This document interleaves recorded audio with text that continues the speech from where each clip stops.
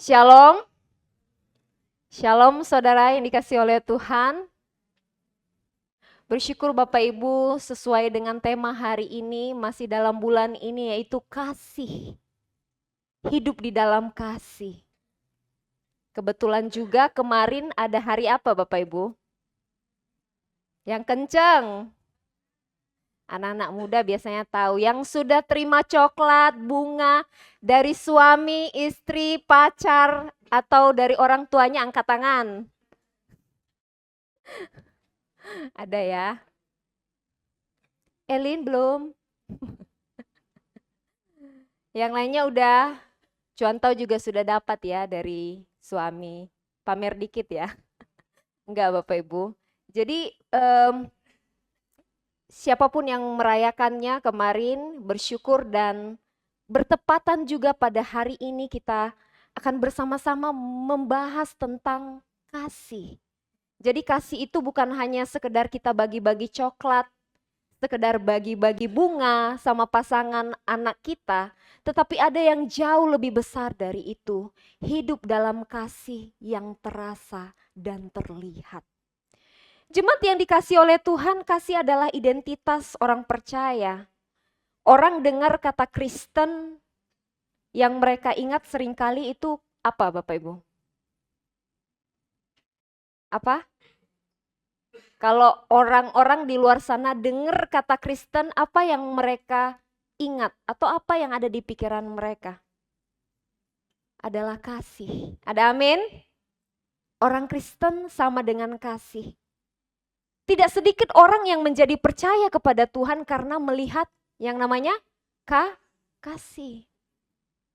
Tetapi ironisnya Bapak Ibu, banyak juga orang yang akhirnya menjauh dari Tuhan karena tidak melihat kasih itu nyata dalam hidup orang percaya. Jadi ada suatu ketimpangan ya. Ada orang yang percaya sama Tuhan karena mereka melihat kasih dalam hidup kita. Tetapi di balik itu ada juga orang yang meninggalkan Tuhan karena mereka tidak melihat kasih di dalam kehidupan orang Kristen. Saya kasih ilustrasi deh Bapak Ibu. Bayangin kita punya teman satu kantor. Anggaplah kita kerjanya di kantor ya Bapak Ibu. Suatu hari teman kita ini datang telat. Padahal ada rapat penting contohnya hari itu. Dan ketika kita tanya ke dia, bro, atau temen, kok kamu datang telat hari ini? Padahal sebenarnya ada rapat penting kita kan. Wah, kamu pasti nggak percaya cerita aku. Ini ceritanya yang telat tadi, dia cerita kan. Aku hari ini ditabrak sama truk gede banget sampai membuat motorku keguling-guling berkali-kali. Dan akhirnya aku jatuh. Makanya aku telat. Contoh Cia punya teman kantor ya. Jadi kita ambil langsung real ya dalam kehidupan sehari-hari. Kira-kira kalau punya teman kayak gini, datang telat terus dia cerita, ditabrak truk gede terus terguling-guling motornya. Cia percaya nggak? Ngolak ya kata Cia ya. Ada lagi nih. Oh, kenapa kira-kira Cia berkata kayak gitu? Ngolah ke apa ya dalam bahasa Indonesianya? Bohong. Kira-kira kenapa Cia berkesimpulan kalau teman kantornya ini bohong? Masih sehat aja. Kasih tepuk tangan dulu buat Cia ya. Saya tanya Yesi. Ini pasti punya teman kantor juga. Teman kantor suatu hari telat, yes. Dia ngomong Cia itu tadi aku ditabrak truk gede lagi. Terus aku keguling-guling motornya. Terus dia datang ke kantor dalam kondisi telat. Yesi ngomong apa? Dia jelasin begitu. Lihat dulu kondisinya, bener pula Yesi ini ya. Ida berusaha positif thinking dulu ya. Betul, jangan-jangan dia barusan ganti baju, apa gitu. Tepuk tangan juga buat Yesi, tidak salah juga ya. Ya betul sekali Bapak Ibu, kita kalau jadi teman kantornya pasti yang ada di pikiran kita adalah kita akan lihat dia dari ujung kaki sampai ujung kepala. Masa ditabrak tuh gede nggak ada luka-lukanya? Bener nggak Bapak Ibu? Masa nggak ada robek gitu bajunya? Masa nggak ada debu di tangannya, di tubuhnya? Kayak nggak mungkin gitu. Dia cerita hal yang begitu besar, kecelakaan yang besar, tetapi dia kayak baik-baik aja. Sesuai nggak Bapak Ibu? Sesuai nggak? Kita akan menuduh dia pembohong, sama kayak Cia tadi, ngolake. Satu kata baru ya saya hari ini. Ngolake dia. Nah, Bapak Ibu yang dikasih oleh Tuhan, ternyata setelah dilihat dari atas sampai bawah, tidak ada luka, pakaiannya rapi, tidak ada debu, tidak ada tanda-tanda yang menunjukkan kecelakaan. Dia bersikeras meyakinkan kita. Kamu nih kok gak percaya sih, beneran. Kita tetap melotot aja liatin dia, gak percaya sih, gak ada buktinya. Ya, mengapa? Karena nggak ada bukti nyata dari apa yang dia ceritakan. Jemaat yang terkasih, ilustrasi ini, ya, ilustrasi ini seringkali menggambarkan kehidupan banyak orang percaya. Kata kasih itu sering sekali terdengar, sering kali kita perdengarkan. Di mana? Di dalam doa-doa kita, di dalam pujian yang kita naikkan. Hampir semua lagu yang dinyanyikan tadi ada kata kasihnya Bapak Ibu, betul? Ya. Di dalam khotbah-khotbah, di dalam slogan gereja, Bapak Ibu silakan lihat di situ ada tulisan kasih. Luar biasa. Di mana-mana kita ketemu kata kasih. Tetapi seberapa banyak kasih itu benar-benar dilakukan? Seberapa banyak kasih itu benar-benar terbukti? Seberapa banyak kasih itu benar-benar terlihat dan dirasakan oleh orang-orang yang di sekitar kita? Untuk itu Bapak Ibu, firman Tuhan hari ini menolong kita melihat seperti apa sih kasih sejati. Ya bukan hanya sekedar kayak Valentine kemarin momennya cuma bagi-bagi coklat dan lain sebagainya. Tapi ada yang lebih dari itu. Tidak hanya terdengar tetapi terasa dan terlihat bahkan membawa orang lain yang tadinya nggak percaya sama Tuhan menjadi mengenal Kristus. Kita akan baca firman Tuhan dari 1 Yohanes 3 ayat 18.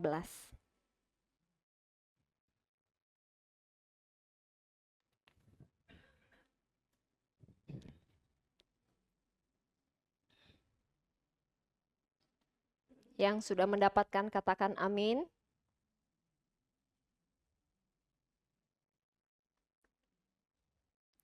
1 Yohanes perjanjian baru Bapak Ibu, bukan Yohanes ya, tapi 1 Yohanes ya.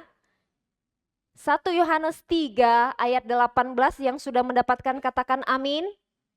Kita akan baca dengan suara yang keras, suara yang besar, 1, 2, 3.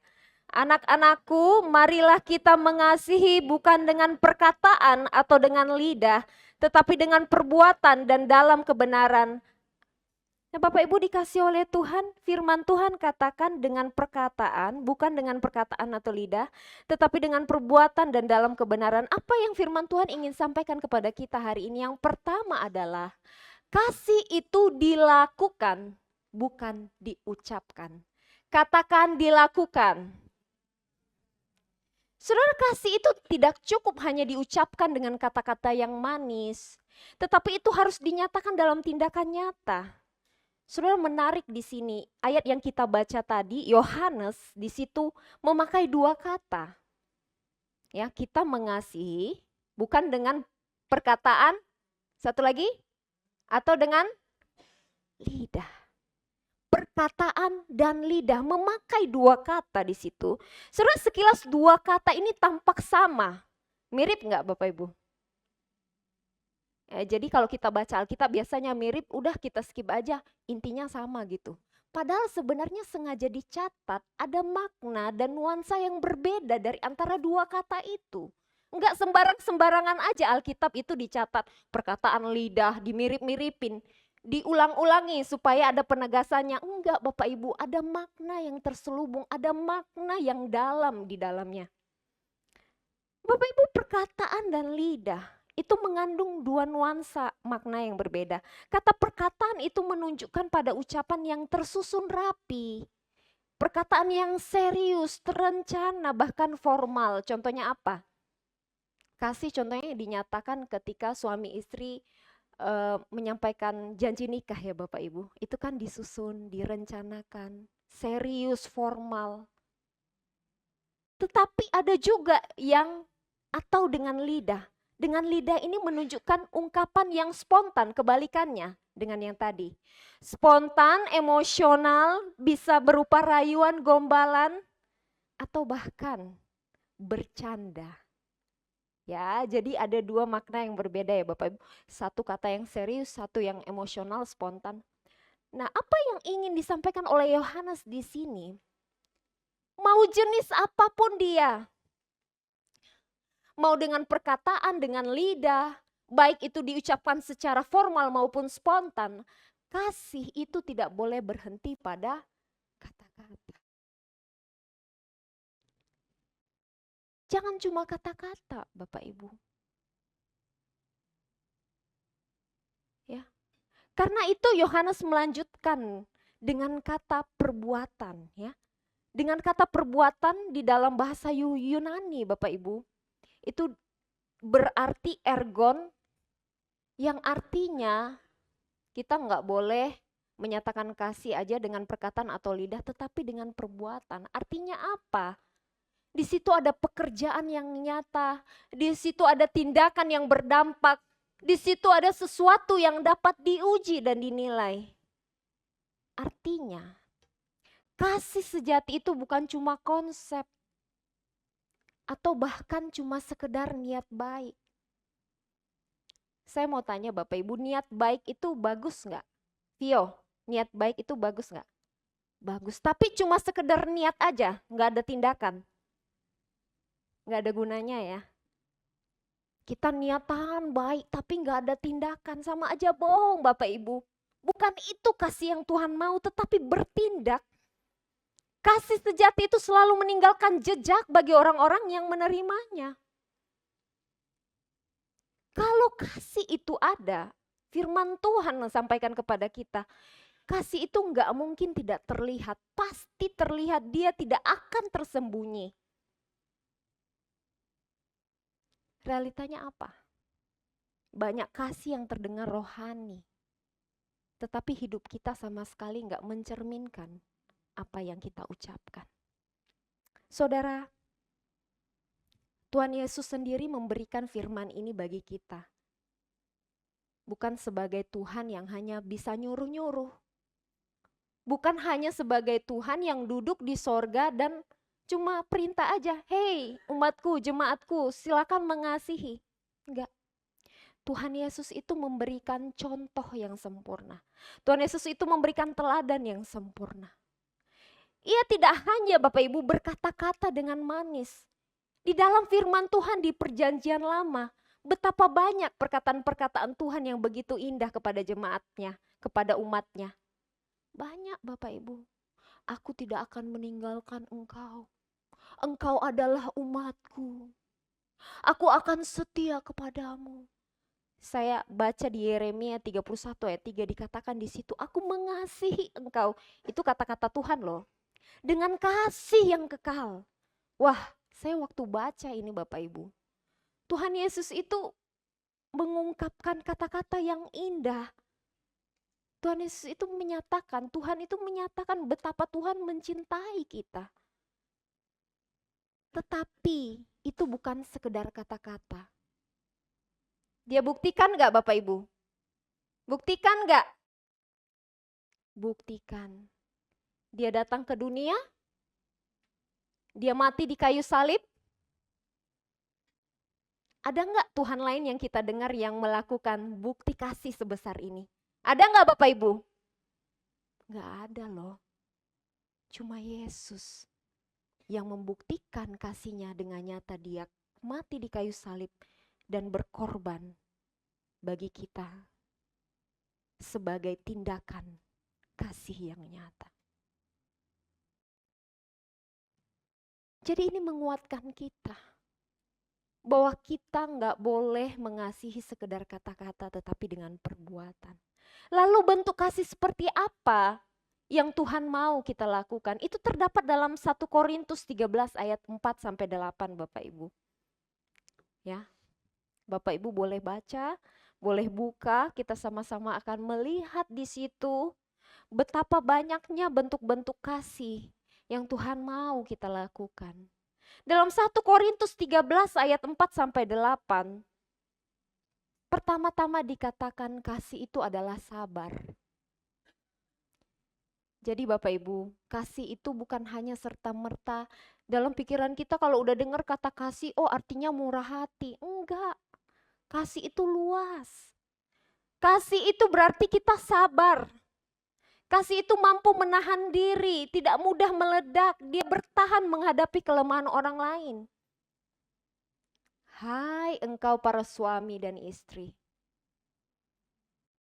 Hai engkau anak dan orang tua. Apakah di rumah kita udah sabar sama orang-orang yang ada di rumah kita?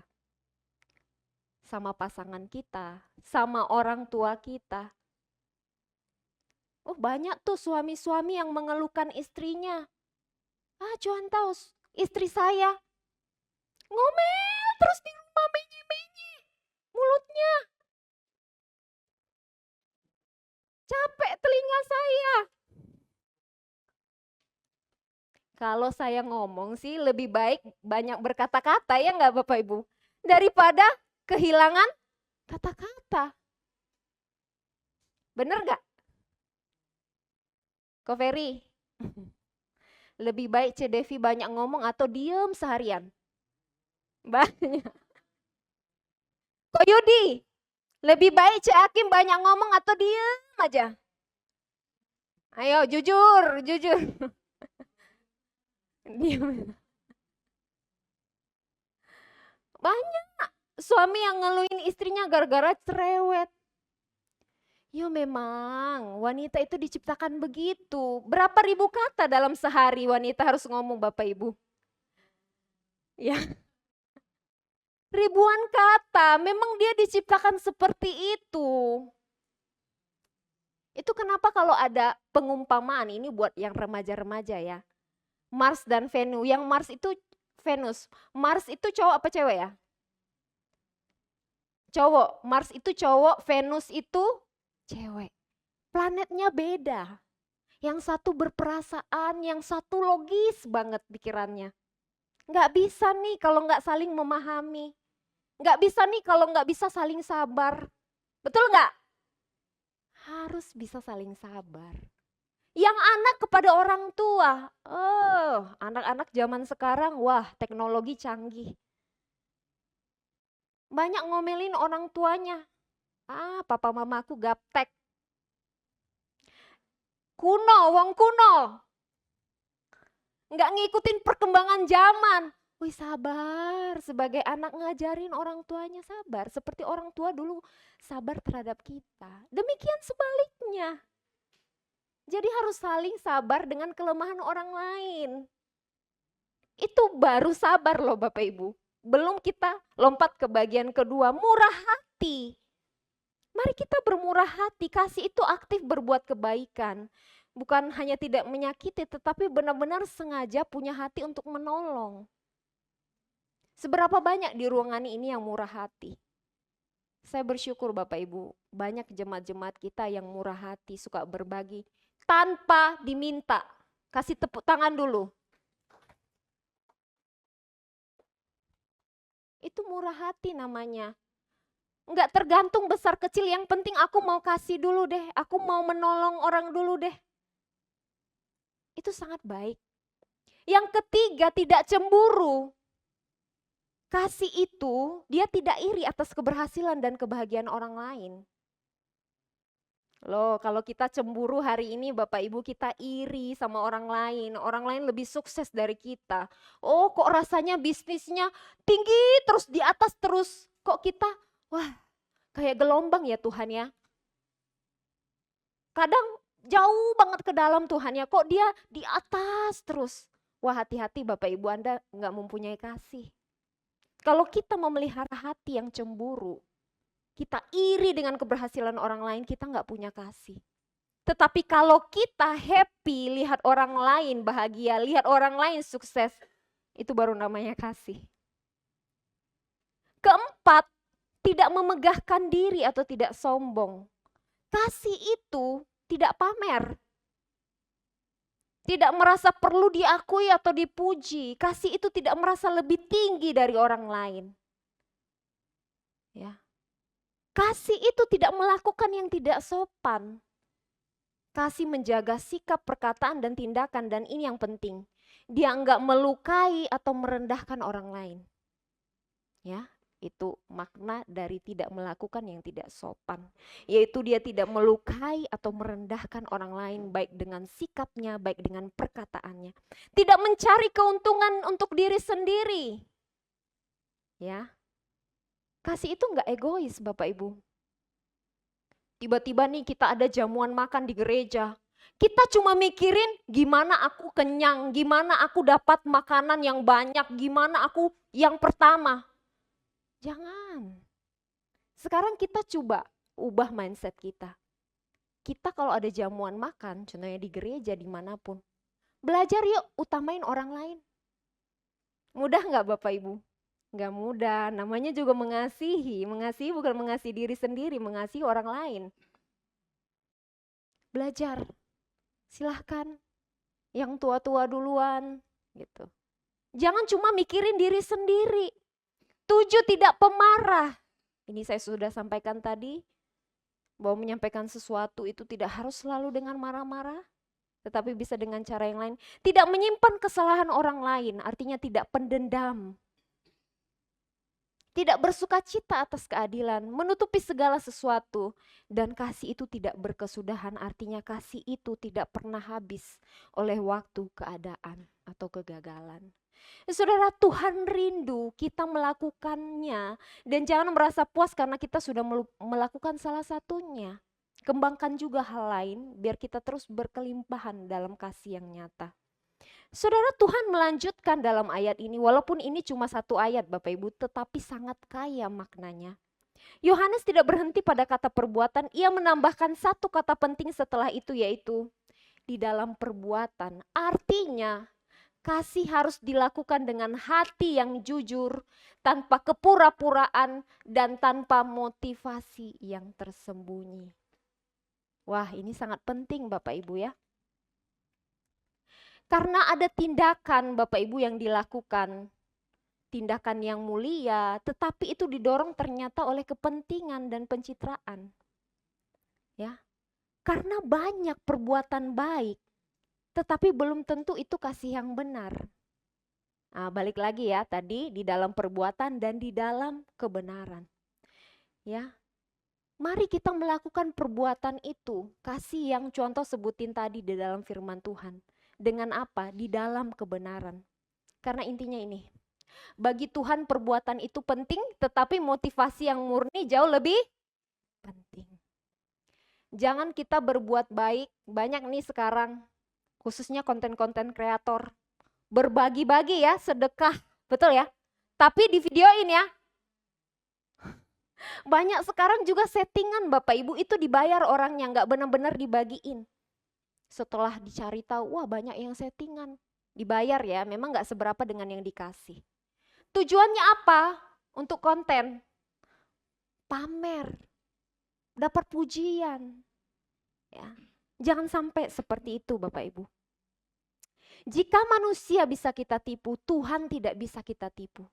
Karena setiap tindakan kita harus lahir dari hati yang sungguh mengasihi Tuhan. Dan saya percaya Bapak Ibu, kalau kasih yang dilakukan dengan ketulusan itu beda rasanya, benar nggak? Kita bisa merasakan orang-orang yang benar-benar tulus dan orang-orang yang benar-benar nggak tulus. Dan itu beda. Sekali lagi, ketika kita melakukan kasih dengan perbuatan dan kebenaran, itu nggak hanya akan menjadi teori, tetapi sungguh-sungguh benar-benar terasa dan terlihat. Yang kedua, kasih sejati itu diuji. Katakan diuji. Saudara, kasih sejati itu enggak lahir dari kenyamanan. Kasih itu tahan uji, dia melewati proses yang tidak mudah. Dan itu terbukti dalam relasi yang ada di sekitar kita, saya sudah sebutkan tadi, itu di rumah kita, di gereja, di komunitas, bahkan di dalam relasi yang pernah melukai kita. Mari jujur Bapak Ibu, mengasihi dalam kondisi yang kadang biasa-biasa aja sulit. Apalagi mengasihi orang yang pernah melukai kita. Mudah nggak Bapak Ibu? Mudah nggak? Ceidah, belajar mengasihi orang yang pernah melukai kita. Mudah nggak? Nggak mudah ya, nggak mudah. Ya Bapak Ibu. Tetapi firman Tuhan mengingatkan kita hari ini. Ini ayat yang sering kita baca Bapak Ibu. Di dalam Lukas 6 ayat 32 dikatakan, jikalau kamu mengasihi orang yang mengasihi kamu, apakah jasamu? Ada lanjutannya, karena orang berdosa juga mengasihi sesamanya. Artinya jika kita hanya mengasihi orang yang baik kepada kita, yang peduli kepada kita, yang bermanfaat, itu wajar nggak sih? Bener nggak? Kita mengasihi orang yang baik sama kita, yang peduli sama kita, yang bermanfaat kepada kita, itu wajar. Dunia pun melakukan itu bahkan spontan, nggak perlu diperintah, dipaksa-paksa, kita pasti bisa kasih orang yang menguntungkan dalam hidup kita. Bahkan kadang-kadang jatuhnya kayak balas budi, benar nggak Bapak Ibu? Tetapi Tuhan memanggil kita hidup lebih tinggi daripada standar dunia. Bukan hanya mengasihi yang mudah dikasihi, tetapi mereka yang sulit untuk dikasihi. Saudaraku, saya katakan saya mau kasih ilustrasi bahwa kasih itu sama seperti otot. Siapa di sini yang latihan beban atau latihan otot Bapak Ibu? Angkat tangan boleh? Ada? Di kubu sebelah kiri? Nggak ada. Kubu sebelah kanan? Pada nunjuk Kotedi. Betul sekali ya. Hari ini juga saya akan kasih ilustrasi yang sangat baik sekali. Ilustrasi, kasih itu sama seperti otot. Dan salah satu di gereja kita, jemaat kita yang hari-hari ini saya ikutin dan saya kagum terinspirasi dengan dia. Tahu ini siapa? Ada yang tahu? Ditutupi ya wajahnya ya. Ada yang tahu nggak? Cevita, betul sekali. Cevita ini Bapak Ibu dalam waktu beberapa bulan saja bisa menurunkan berat badan 7-10 kilo. Dalam cerita terakhirnya ya. Apa hubungannya dengan ototnya? Menurunkan berat badan yang dia lakukan sama aja dengan membangun otot ya. Karena dia apa? Ada latihan beban di situ, ada latihan otot di situ. Akhirnya dia memiliki badan yang ideal dan ototnya terbentuk. Disclaimer dulu ya Bapak Ibu, kalau cewek ototnya beda dengan cowok. Kalau cowok kan lebih kelihatan ya, kalau cewek itu enggak. Tapi setelah dia latihan beberapa bulan, dia ngerasa badannya lebih bugar, sehat. Dia sudah membangun otot yang kuat di dalam tubuhnya. Tapi tidak afdol Bapak Ibu kalau kita tidak undang sang suami yang ada di belakang untuk maju ke depan sama. Boleh silakan Ko Teddy. Ini namanya couples goals ya. Dua-dua pasangan, waduh, yang ini cewek-cewek nih. Untung gak ada Cevitarin ya. Lagi fitness, itu aja barusan lagi fitness. Coba kok boleh dikit aja. Ya, jadi Bapak Ibu, ini kan benar tadi kan kita tunjuk sebagai orang yang punya otot ya. Sekilas kita lihat Ko Teddy apa yang Cedevi, kalau lihat Ko Teddy satu kata deh. Apa?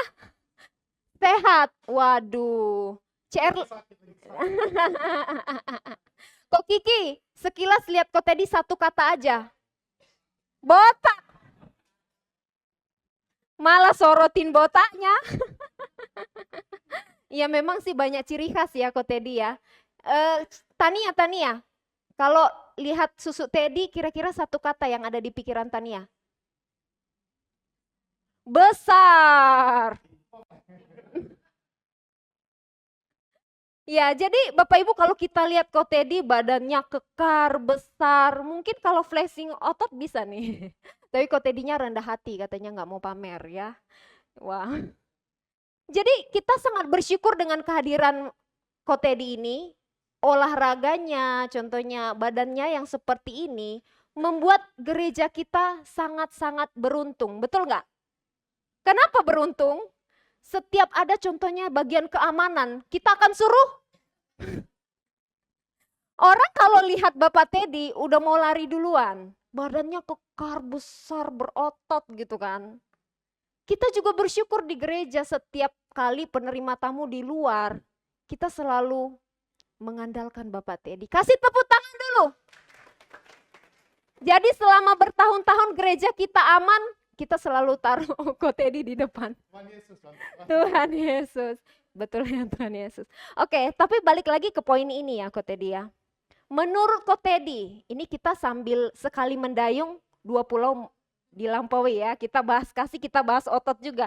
Menurut Ko Teddy, otot itu penting nggak? Penting, sangat penting. Sangat penting ya. Tapi bisa nggak kita punya otot kita tapi tidur-tiduran aja kerjanya, duduk aja kerjanya, nggak ada olahraga. Bisa nggak otot kita kebentuk? Itu impian saya sih. Menurut sains, wow. Umur 30 tahun ke atas, setiap 10 tahun itu otot berkurang 5%. Waduh, ingat ya Bapak Ibu. Kalau tidak dilatih. Kalau tidak dilatih berarti harus dilatih ya Ko Teddy. Ada namanya penyakit sarkopenia. Waduh, ingat ya. Kehilangan otot. Aduh, berarti siap-siap setelah ini kita semua pulang latihan beban di rumah ya. Oke, kasih semangat deh untuk jemaat kita supaya mereka latihan otot juga. Ada satu kalimat quotes gitu untuk menyemangati kita. Latihanlah biar bisa makan. Latihanlah biar bisa makan. Kasih tepuk tangan buat Kak Teddy. Jadi ingat ya Bapak Ibu, otot itu sangat penting. Saya beberapa waktu ini banyak sekali ikutin. Otot itu sangat penting sekali untuk menopang tulang kita. Dia juga membuat metabolisme semakin lebih baik. Ya, badan kita jadi lebih bugar, kenceng, sehat. Apalagi yang orang-orang tua. Tetapi untuk mendapatkannya nggak bisa cuma tidur-tiduran di kasur. Harus harus angkat otot itu Bapak Ibu, harus dikasih beban biar dia itu bisa terbangun, terbentuk ya. Dan untuk melewati itu biasanya kalau kita awal-awal mulai latihan otot, mengangkat sesuatu yang berat, dikatakan Bapak Ibu, serat-serat otot kita itu terluka awal-awal ya secara kecil. Dan biasanya akan muncul pegal, ada rasa sakit. Bahkan untuk pemula ya, awal-awal beberapa hari di awal pasti badan akan sakit-sakit. Badan akan sakit-sakit. Nah Bapak Ibu yang dikasih oleh Tuhan, tetapi melalui tekanan itulah otot menjadi kuat dan terbentuk. Sebaliknya jika kita tidak pernah dilatih ototnya, otot akan melemah. Balik lagi Bapak Ibu, kasih sama seperti otot. Kasih tidak terlihat saat semuanya mudah. Kasih itu diuji ketika ada tekanan. Saat kita disalahpahami, saat kita tidak dihargai, saat kebaikan kita tidak dibalas, saat kita harus mengampuni orang yang melukai kita. Saya kasih contoh deh Bapak Ibu. Kalau hari ini kita dapatin pasangan kita selingkuh, ini khusus untuk orang-orang yang berpasangan ya, dan pembelajaran juga untuk kita yang masih remaja. Kalau hari ini kita dapatin pasangan kita selingkuh, apa yang kita lakukan? Berat caknya ini jawabannya ini. Ini contoh aja ya, Ko Trisnadi, menurut Koko, kalau sekiranya dapatin pasangan selingkuh, apa hal pertama yang Koko akan lakukan?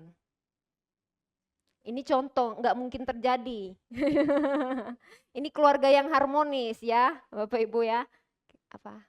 Ko Trisnadi? Marah. Ku ingin marah. Betul sekali ya Bapak Ibu. Marah. Dan tidak banyak, tidak sedikit dari itu juga yang dapatin pasangan selingkuh. Apa yang dia lakukan? Langsung cerai. Loh kan contoh ada dicatat di ayat Alkitab. Katanya kalau ketemu nih pasangan kita berzina dengan orang lain, kita bisa tuh ceraiin, putusin. Nah, Bapak Ibu, saya mau kasih tahu begini. Firman Tuhan kita enggak seharafiah dan tidak sesimpel itu. Ya, ada ayat-ayat firman Tuhan lain yang saling menopang satu sama lain. Jangan karena sudah dicatat satu ayat, oh kita langsung punya posisi, kita kemudian punya kekuatan untuk langsung menceraikan. Enggak. Pertimbangkan juga ayat-ayat firman Tuhan yang lain. Apakah kita harus lebih sabar? Apakah kita harus kasih kesempatan? Apakah ini maunya Tuhan? Apakah saya terlalu gegabah? Ya. Apakah kasihku lebih besar daripada kekesalanku? Ya Bapak Ibu, ketika itu terjadi coba kita lebih tenang, kita menunda, kita tidak emosional, kita ampuni, kita belajar kasih kesempatan. Dan ketika kita tetap sabar di tengah situasi itu, tetap mengampuni di tengah luka, tetap setia di tengah kekecewaan, disitulah kasih kita sedang bertumbuh. Sekali lagi, tekanan tidak menghancurkan kasih sejati, tetapi justru memperkuatnya. Akan tetapi, mengasihi bukan berarti membiarkan kita disakiti tanpa batas ya Bapak Ibu. Atau menoleransi dosa, tetapi memilih untuk merespon dengan hati yang dipimpin oleh Tuhan, bukan dengan amarah. Saya tahu Bapak Ibu, jika kita mengandalkan kekuatan kita sendiri, kita nggak sanggup melakukan kasih yang sedemikian rupa. Saya mempersiapkan khotbah ini. Saya jujur sama Bapak Ibu, bahwa saya juga tidak punya kasih yang sebesar itu. Saya sebagai contoh Kristin, sering gagal nggak? Sering sekali. Mengasihi orang yang sulit, mengasihi di keadaan yang sulit, itu nggak gampang. Dan ketika persiapkan ini, iblis berusaha untuk menuduh saya, kamu sendiri nggak sempurna. Tetapi saya berdiri di sini dan kita semua yang ada di sini, kita sama-sama belajar. Apa yang membuat kita mampu? Kasih Kristus yang lebih dahulu memampukan kita. Kita bisa mengampuni karena kita sudah diampuni. Kita bisa bersabar karena Tuhan sabar kepada kita. Kita bisa tetap mengasihi karena Kristus tinggal di dalam kita. Kasih sejati diuji. Tetapi kasih Kristus memampukan kita untuk lulus ujian. Amin? Ada amin? Yang terakhir Bapak Ibu, bagaimana kasih yang terasa dan terlihat di dalam gereja? Boleh kita melihat bagian sini Bapak Ibu. How to love your church, ya. Bagaimana mengasihi gerejamu, ya. Sangat mudah ya. Jadi ini sudah ditempel sebagai slogan gereja kita. Di situ ada kata kasih. Ini yang kita lakukan. Yang pertama kompak. Saudara, gereja yang penuh kasih itu bukanlah gereja yang dipenuhi dengan orang-orang hebat, tetapi jalannya sendiri-sendiri. Oh, gereja yang penuh kasih adalah gereja yang walaupun orang-orangnya punya kelemahan satu sama lain, tetapi orang-orangnya mau berjalan bersama. Ya, sekali lagi, Gereja yang penuh kasih itu bukan berarti gedungnya yang sama, tetapi kita yang selaras. Ya Bapak Ibu, mari kita belajar kompak. Belajar merendahkan ego kita. Ya, belajar mengalah di tengah perbedaan. Bagaimana kita menjaga kesatuan. Bagaimana kita rendah hati satu sama lain. Walaupun di antara kita punya kekurangan satu sama lain. Tetapi kita mau bersatu. Mau kompak. Saling menutupi satu sama lain. Itu yang pertama. Yang kedua ada kata A, apanya artinya? Aktif. Kasih tidak pasif. Kasih tidak menunggu suasana itu sempurna dan keadaan yang ideal. Ya. Gereja itu bukan tempat kita sebagai penonton rohani. Saya pernah beberapa tahun lalu sampaikan gereja itu bukan bioskop Bapak Ibu. Yang kita kerjanya datang, duduk, setelah itu pulang. Enggak Bapak Ibu. Gereja itu adalah tempat untuk kita terlibat. Bapak Ibu percaya enggak semua kita di sini dikasih karunia dan bakat oleh Tuhan, ada amin? Semua kita di tempat ini dikasih porsi yang berbeda-beda sama Tuhan. Ada yang keunggulannya di sini, ada yang keunggulannya di sini. Dan Tuhan mau kita semua terlibat. Tuhan gak mau kita semua jadi penonton. Mari kita terlibat dengan porsi kita masing-masing, biar seberapapun itu, yang penting aku mau terlibat Tuhan. Ya, tidak semua orang harus berkhotbah, tidak semua orang harus WL single dari depan. Tetapi ada hal lain yang bisa kita lakukan. Ya. Ingat Bapak Ibu, jangan hanya mau diperhatikan dan hanya mau dilayani, tetapi tanyakan apa yang bisa saya lakukan. Saya sangat bersyukur Bapak Ibu. Memang kita di sini ada tim-tim pelayanan ya. Ada yang melayani sebagai aser, ada yang melayani sebagai pemusik, ada yang majelis, ada tempat-tempatnya. Tetapi ada juga yang tidak ada tempat-tempatnya, bisa melayani enggak Bapak Ibu? Bisa. Saya kasih contoh Bapak Ibu, saya puji satu jemaat di ibadah sore. Di ibadah sore. Kalau di ibadah sore itu kita biasanya selalu sediain konsumsi. Dan di ibadah sore itu kebanyakan adalah orang-orang tua. Apa yang dia lakukan Bapak Ibu setiap kali dia datang? Dia ambilin minum, bukan untuk dia loh. Dia ambilin minum, dia bagi-bagi sama orang-orang tua. Dia ambil makanan. Ada nggak tempat pelayanannya di gereja yang seperti itu? Nggak ada ya? Nggak ada kan? Oh, contohnya ditulis tim pembagi-bagi makanan. Nggak ada. Tetapi dia tahu walaupun dia nggak masuk di tim resmi, dia bisa melayani dengan apa yang bisa dia lakukan. Dia bisa bagi-bagi makanan, dia bantuin orang tua. Dan itu namanya melayani. Itu namanya aktif. Ya Bapak Ibu. Yang ketiga adalah sumbangsih. Kasih selalu memberi. Kasih memberi tidak selalu berbicara tentang uang, saya sudah sampaikan ini tadi, bisa berupa waktu, tenaga, perhatian, bakat, keahlian, doa, dan sumber daya yang Tuhan percayakan kepada kita. Untuk yang orang-orang tua, kita bisa melayani dengan doa. Seberapa banyak di jemaat kita yang doain hamba Tuhanmu? Perlu nggak hamba Tuhan didoain? Perlu nggak, Celinda? Menurut Cece hamba Tuhan perlu didoain, walaupun hamba Tuhan kerjanya doain jemaat. Tapi perlu nggak hamba Tuhan didoain? Perlu. Saya sangat tersentuh Bapak Ibu, ada satu jemaat kita, mamanya Cedevia, mamanya Fang Fang. Itu selalu doain hamba Tuhan.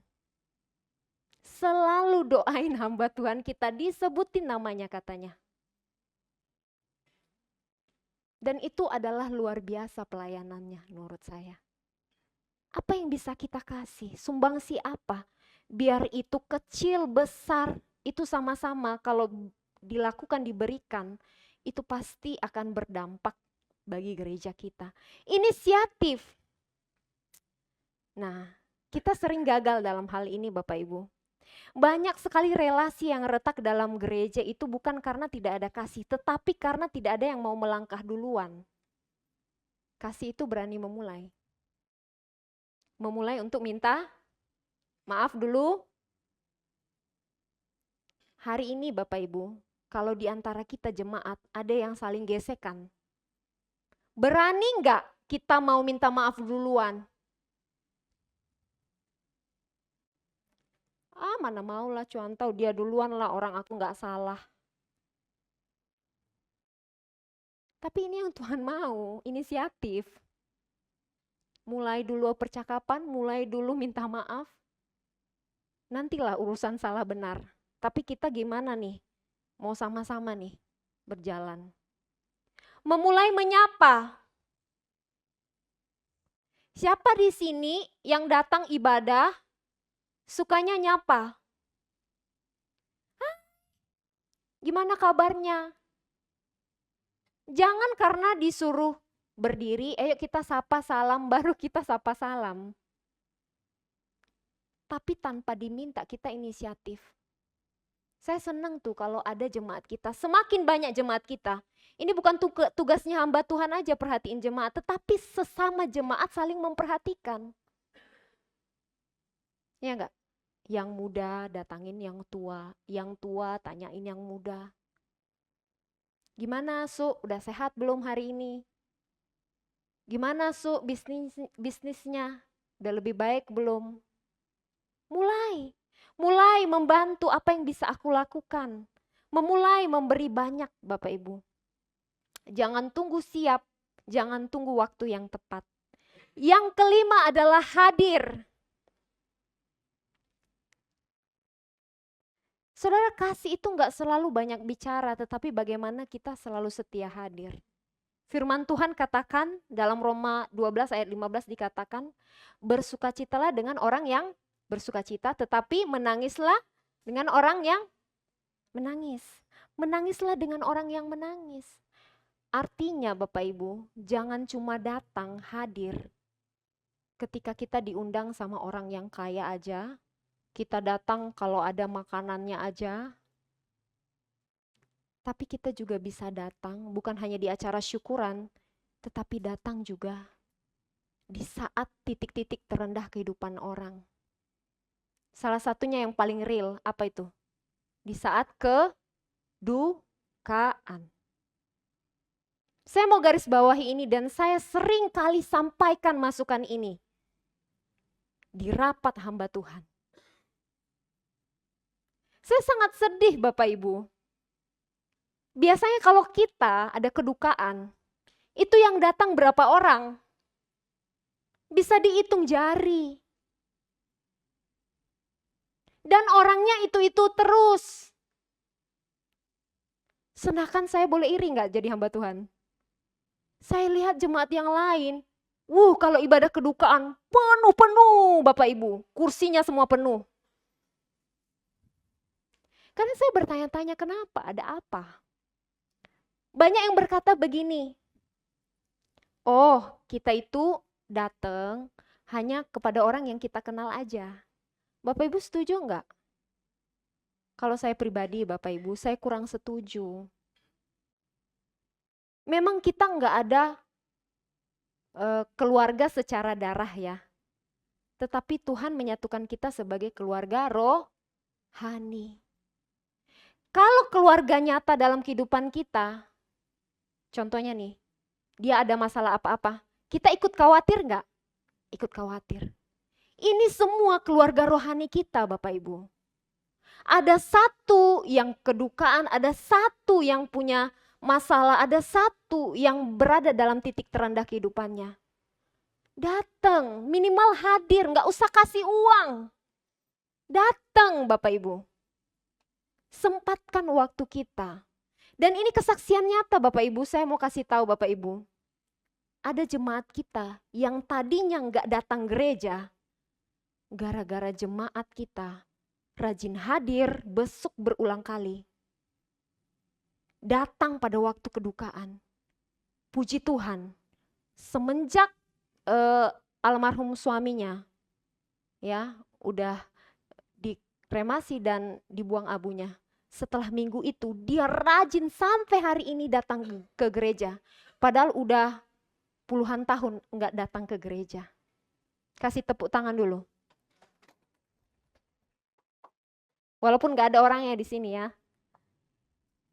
Itu kesaksian yang hidup. Hanya gara-gara kita hadir. Bayangin Bapak Ibu, kita semua bisa hadir, datang. Dan kita bisa jadi kesaksian untuk membawa dia mengenal Kristus, untuk membawa dia bertumbuh di dalam Kristus. Sekali lagi Bapak Ibu, kehadiran menunjukkan bahwa kita peduli. Bahwa mereka nggak sendirian. Kasih yang paling mahal itu nggak selalu uang dan kata-kata, tetapi bagaimana kita kasih waktu kita dan empati kita yang kita berikan.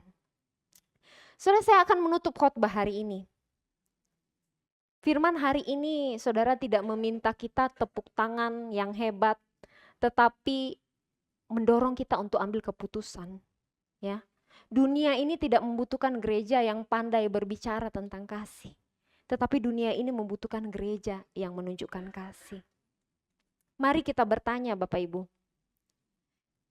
siapa yang Tuhan panggil untuk kita ampuni hari-hari ini? Coba pikir aja satu nama deh. Sulit banget rasanya ya.